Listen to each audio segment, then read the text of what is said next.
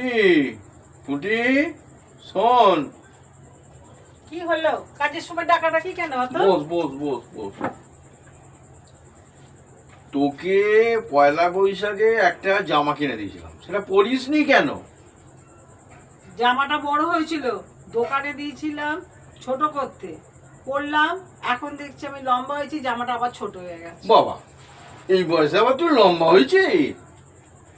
আচ্ছা, আমি লম্বা না, আপনাদের জেলুসি হচ্ছে কেন? জেলসি? এটা আবার কি?